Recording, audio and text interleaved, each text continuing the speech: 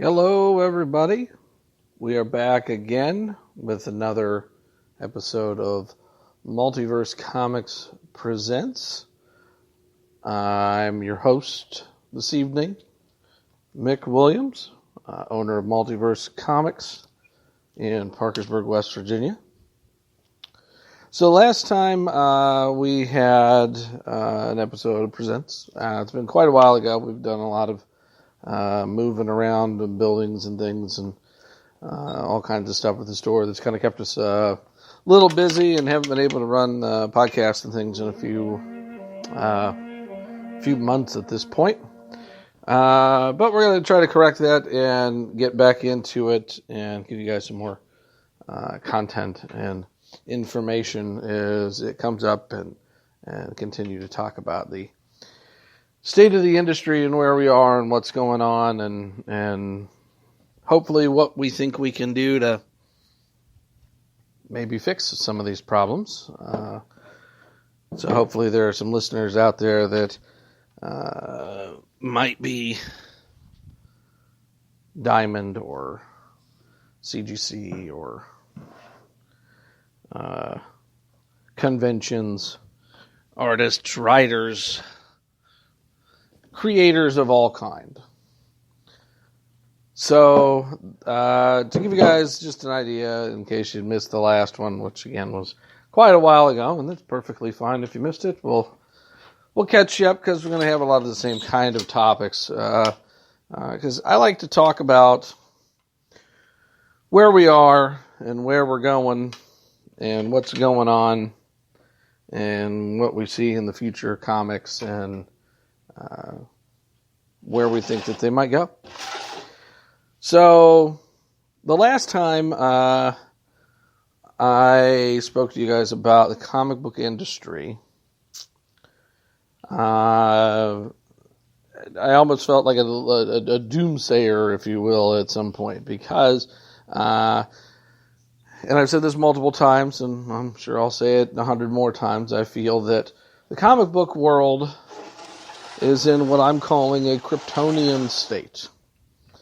And I'm not talking the era of wisdom and the golden age of science and all the wonderful things that some people associate with that term. I see this as quite the opposite. I see it as a spot where we are in trouble.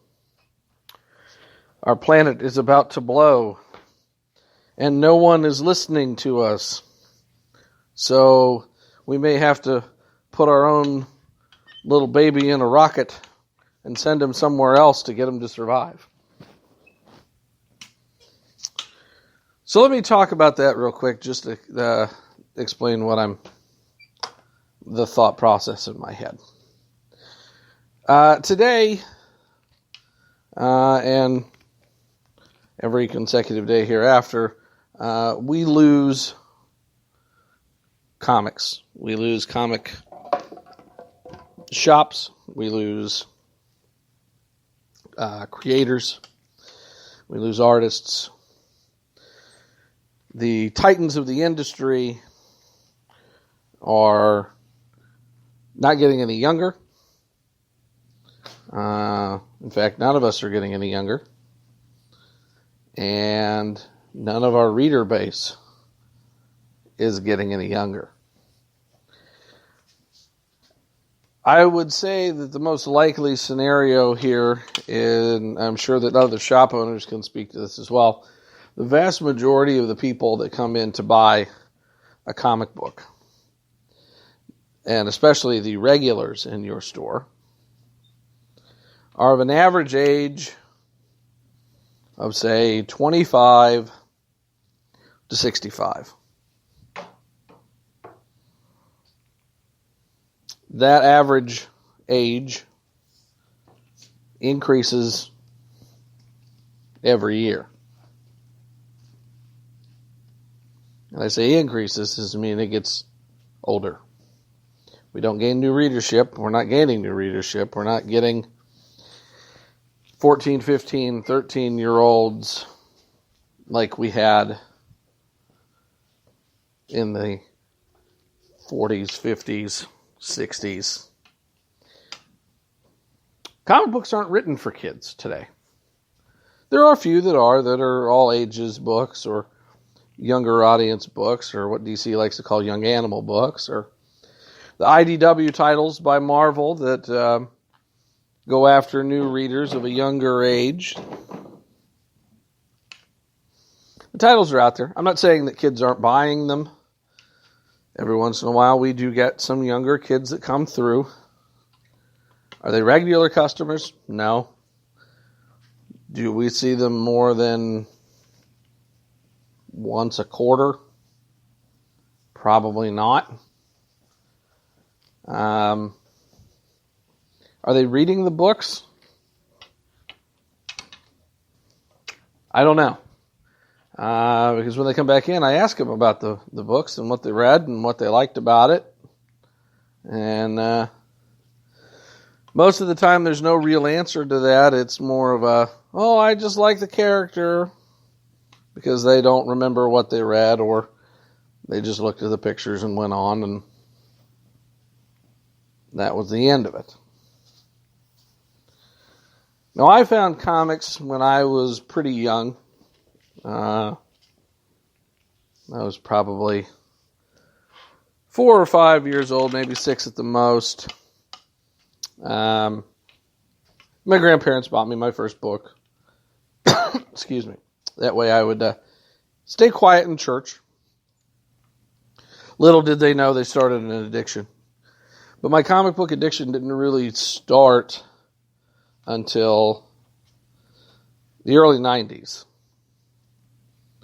When I was a kid, I was a Superman fan from way early on. I used to run around in my cape and, run around the yard and fly around and freeze things with my super breath and, burn things up with my heat vision. At least I thought I did. And I had all the toys. The Superpowers series from the 80s was my favorite toy line. Still is. Still have them. Play with them. Watch the Super Friends. Challenge of the Super Friends. All of that stuff. It's my favorite show. The comic books I started to get into when I was a little older. Started with the death of Superman because, it was a big news story. And I was upset. I didn't want him to die. But I got the books, bought into the reign of Superman, and it just exploded from there with the writing and everything. And I'm going to credit all of this in my love and passion for comics really to most of the writing of one man that kept me interested in those years, Dan Jurgens. And he is still one of my favorite writers today, because I think he is one of the best comic book writers out there. And he also is producing some amazing artwork to go along with his stories. So there's your background. So, today we're not getting these kids. We're not seeing the Super Friends, Aquaman on his seahorse riding around, using his amazing telekinetic powers, getting kids to jump on board with the Justice League. Kids are buying the Marvel stuff because of the Marvel movies, but they're not reading the books. It's just how it works right now. So, the comic book world decided to try to combat this lack of readership thing because a lot of the problems, and I would argue that a lot of today's society problems, revolve around one specific item.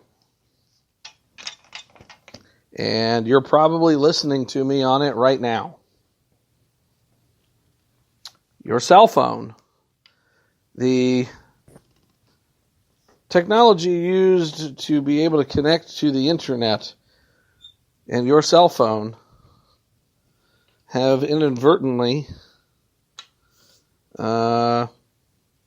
made it so children want to do nothing more than to sit in front of a screen of some sort, and instead of playing a game or reading a book, would rather pull up YouTube and watch someone play that game or read that book or talk to them about the book. There are a lot of people that rely on YouTube for everything. Because now as a society, we don't have to learn anything, with the exception of how to do a search for it on Google or YouTube or both. And that solves all of our problems. There's no actual having to memorize anything anymore. We just pull it up and look at it.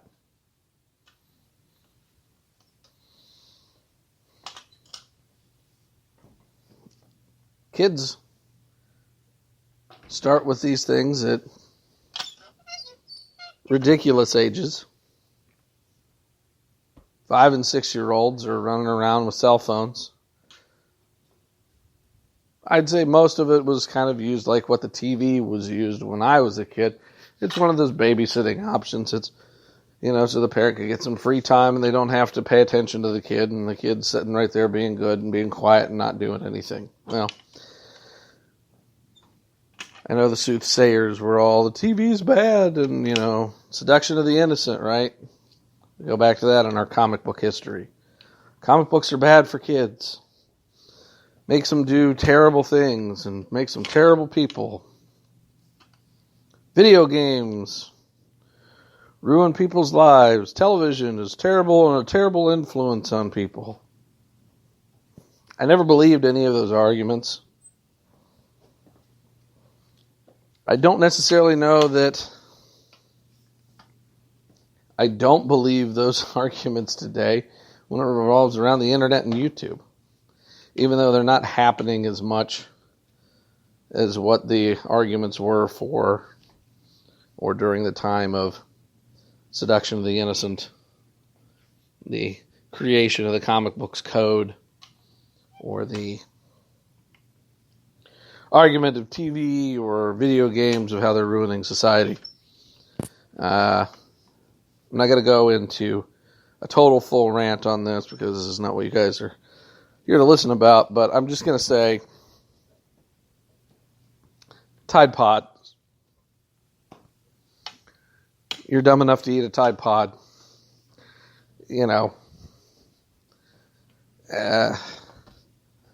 And then you think you should be famous for doing it. So we've got some problems. So the question is, how do we get these people to take an interest in comics again? How do we get them in the hands of the people that need to see them in order for our industry to continue? I'm welcome to any suggestions that you guys may have.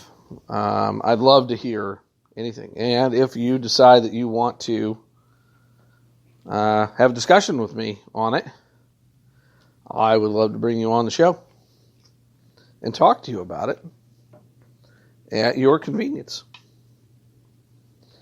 So just drop me an email, mick@multiversecomics.biz, if you're interested, or check us out on the store's Facebook and drop me a message and say, hey, I'd like to talk to you on the show about whatever you want to talk about, which would be great.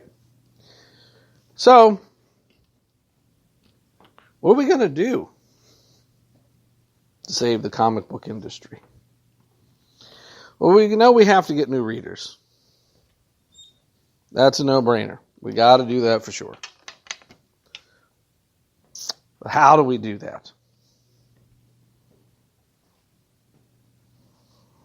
I think some of this is going to rely on some of the companies that own the properties.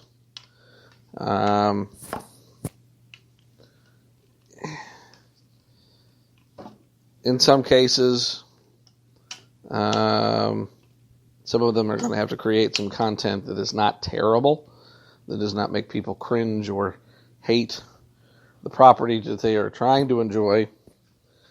Jeff Johns and Green Lantern movies and terrible CW shows and,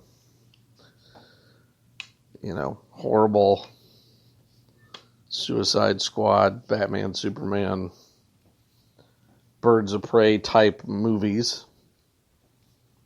X-Men 3, The Last Stand, Venom, all that type of stuff. So we're going to need some better content on that end. But, because that'll at least get the general public to understand or something, and they'll have heard the name before.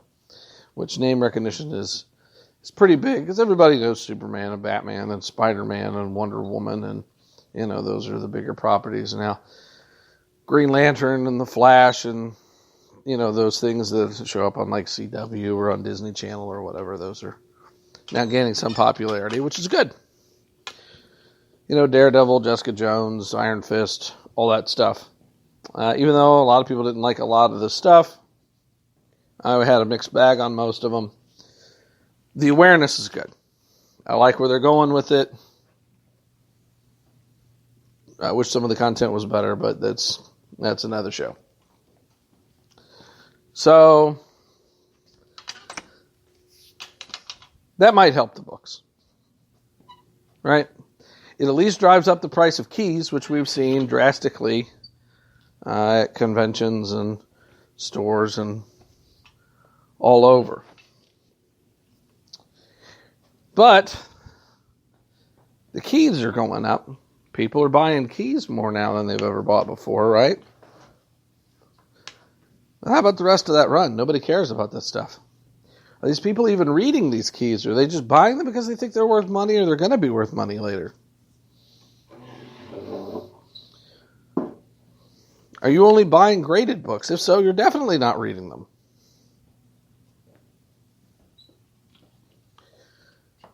So, I had a thought, and we've had some discussion at the store about this, and we brought this up to one of the head guys from Boom when we were at the Diamond Conference in Las Vegas last year. The number of variant comics that are coming out by any company is unbelievably ridiculous. I remember when a variant was a fantastically wonderful thing and it meant something and there weren't very many of them and it just happened. Now every book that comes out has at least one variant, if not 50. Marvel is terrible at this and will only seem to be doing it for qualifiers when you order so many books and they think that that's the way to make money and make sales, is to qualify your book purchases. You need 50 to get this cover. You need 500 for this one. And you're starting out on books like Gwen Stacy #1. There's 850 covers. But the problem being, no one knows if that book's going to be any good or not. And your average size store, and I'm going to say that I'm average to small as far as store size is concerned. I mean, my inventory is about 50,000 on my back stock right now, which is larger than some, but smaller than others. My clientele would not support that many issues. I feel that the only place that are going to be getting those type of variants are going to be Midtown or Mile High or Torpedo or the guys that are in major cities that are going to have 800-900 customers for a single book. I want to say right now I order a vast diversity of books, but I don't always order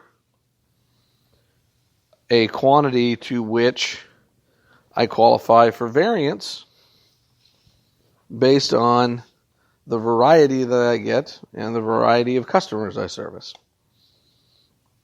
I do not have 20, 30, 40 Spider-Man customers.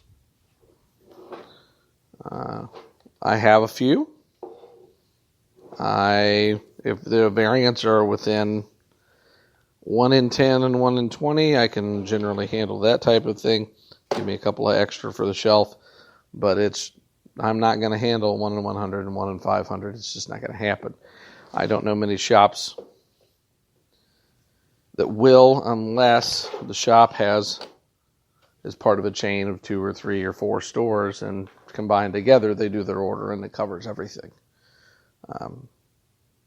Which I'm assuming that's what happens for places like New Dimension out of Pittsburgh that's got 4 stores, or the guys in Lexington that are a larger store there that have 1 or 2 stores or do conventions and they make their money back on the variants and can throw away some of these books basically at next to nothing.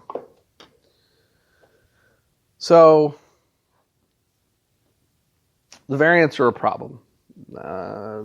Your clientele doesn't support it, and the reason is the books are a minimum of $4 a piece right now. That's right. Each issue starts at least $3.99. So if you do the math and you look at the way that the comic world has inflated over the last several decades, you will find that per minimum wage, the amount of comic books that an individual could buy has shrunk drastically per 1 hour of work. Right now you're buying an average of 2 comic books per hour per minimum wage at the current rate. 2. You roll this back to the 90s. It was more like 6. Depending on the book. I would say, well, it might have been closer to 4 at that point. You roll it back even further than that into the 70s and 80s, and you can get as high as 6. Back when books were 50 cents, 35 cents, versus the minimum wage at the time. So right now we're buying less books than when per hour worked than what we have been historically. Why is that a problem? Because I'm going to collect what I collect, right? Oh. Herein lies how this works. My theory, I postulate here, that if, in fact, you were to lower the price of the books,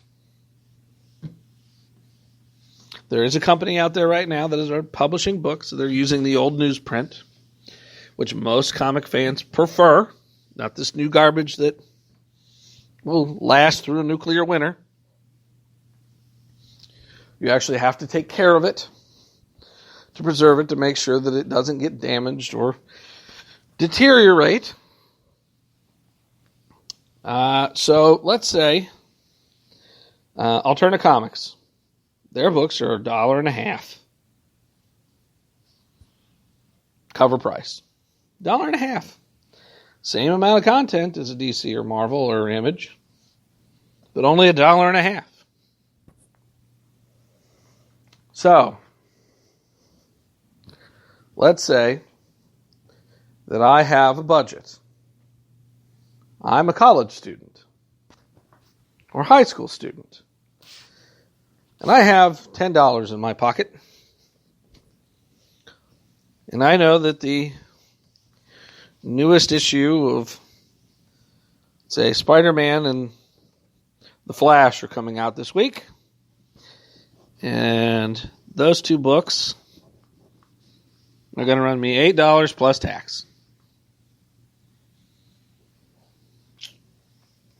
I walk into the store. I grab my books.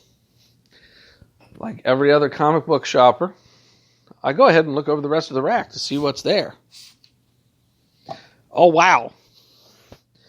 There's a tie-in to the crossover that I'm reading in Spider-Man. There are 32 tie-ins to this at least $4 a piece, if not the first one being a special book that's at $8. I can't get this. Or I can't get but maybe one book this time then. And hopefully they'll have the other one when I come back. And I'll have to pick and choose which ones that I want to get versus what I don't.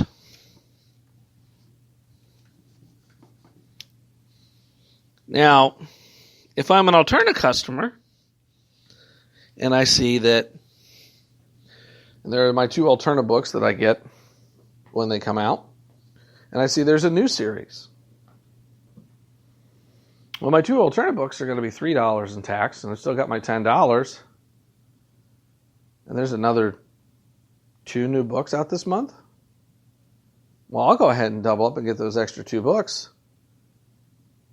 Or maybe I'll get the new 1 book that comes out, and that adds another $1.50. So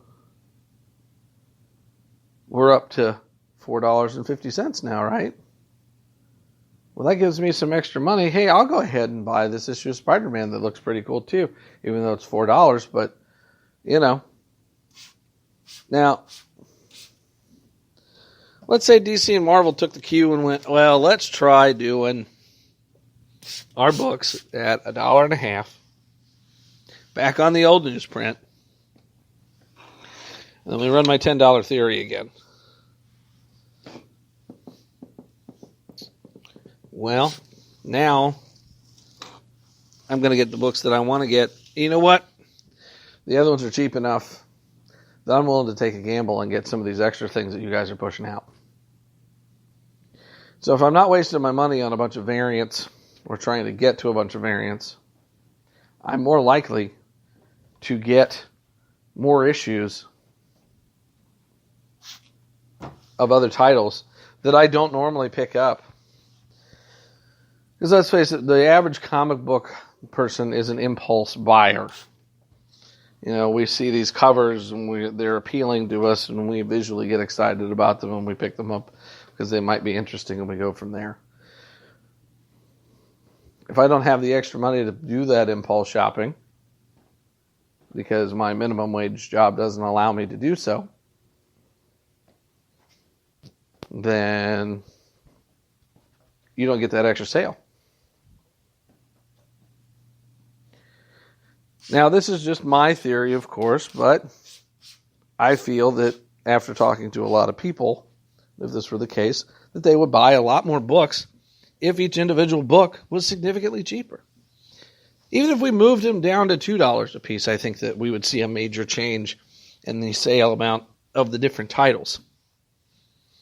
You would see a lot more sales. You would see a lot more happier customers, and you would see a lot more in the way of books being collected.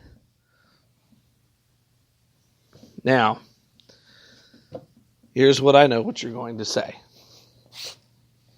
Well, if they move the cost of the books down and people pick up more books, isn't that just going to make it so they make the same amount of money and they're doing more books?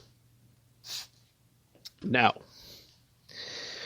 Because, number one, if we're already spending $8 on 2 books, and we change this price and we end up with 4 books, but we're spending those $2 extra that we already had allotted in the first place, where we were just saving them for later, that's an extra $2 per transaction, right? So they're making more money overall. Also, this requires the major publications to stop printing the ridiculous amount of variants for their books. 1 cover and maybe 1 to 2 variants for special occasions. Here's where you save your money. Printing costs of doing the same thing with a different cover, and hiring those artists that are charging thousands of dollars to do a cover. Now, I'm not saying that if a store doesn't want to have its own exclusive variant, which some do, and I hope to have one someday. That store is paying the bulk of the cost of this. They're paying the printing cost. They're paying for the artist to do the cover. And it has to be approved by the company and all that fun stuff too. But the company isn't out anything because they're still making money off of this transaction. And they're not paying the artist to do this because you're pocketing this as the business owner. This is your risk at this point. Because you're getting the entire print run of that book. That's how variants should be done. Special occasions or by the stores or companies that want to have an exclusive cover for some reason, and then the comic companies are still not out any money. They're making more money than they've had before. They have a larger readership base, and if these books go down in price, I can guarantee you will have more customers overall than you do now. Part of the reason that a lot of these people aren't reading books now, and I hear this on a regular basis when somebody comes in to just browse. I like this stuff, but I can't afford it. Think about that. I hope Marvel or DC or Image or anybody's listening to this. Drop those book prices. You cut your costs in other spots. Switch back to the newsprint that everybody liked earlier and not this glossy paper that's costing you guys an arm and a leg. Get more customers. It's that simple, I think. Is that going to fix everything? No, it's not. Is it going to help? I think it'll help drastically. I think it'll be good for my business. I think it'll be good for your business as the creators. I think you'll get more people interested in the books doing this. And I think you'll also see that your readership will grow significantly more than what you expected. Now, mom and dad, with the kid that goes through the grocery line, or we'll talk about distributing at a different point, but let's say they stop into the comic book store. If the kid sees a comic book or two and grandpa or mom and dad or whoever says, sure, we'll get you a comic book, because this has happened several times. Well, how much is that thing? $3.99? Yeah. I remember when comic books were 35 cents. It's true. I'm not paying $4 for that. We hear that a lot. Knock it down to $1.50. Well, sure. Go ahead and get two. Less than $5 purchases to make kids happy. It works.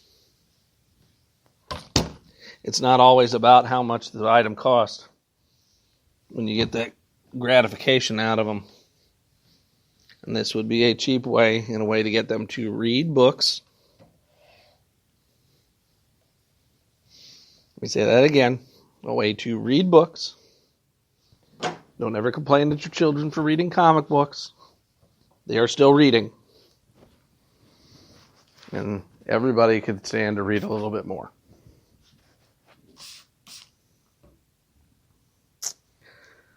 So that's pretty much my rant on the fix at the moment. I like to say that I don't sit around and think about this stuff all the time, but I do. And I do talk to a lot of guys about it. Professionals in the industry, customers come in every day, people who see at conventions. So that's my thought. Let me know what you think.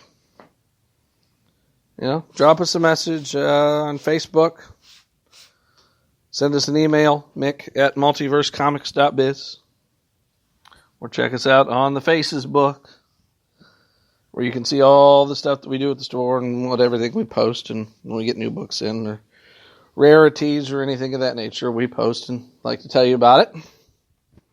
Our events page is in the process of being updated for our Magic schedule and other gaming and things that we do in the store. But right now we are still running Tuesday night's Super Smash Brothers tournament, so if you're in the neighborhood, come on by, check it out. Friday Night Magic is still a thing. And we also do some stuff on Saturdays as far as Magic is concerned. It's pretty casual, though. And if you're looking for a place to sit down and learn a new game or just relax and play some D&D or hang out with your buddies, we have plenty of room for any of that. Also, if you're a student at WVUP, we do host your gaming group every Wednesday night for D&D, starting at 6 o'clock. And free tables and things for anybody else that wants to come in and play. No charge, of course. You just come in, hang out, have a good time, because that's what it's all about.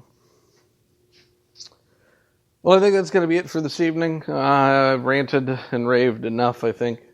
Like I said, if you have any questions, comments, snide remarks, feel free to drop me a line. I'd love to talk to you about it. Like I said, if you want to talk to me on the air about it, super cool. Let me know. We'll be happy to help and get you heard as well. So I guess that'll be it for this evening.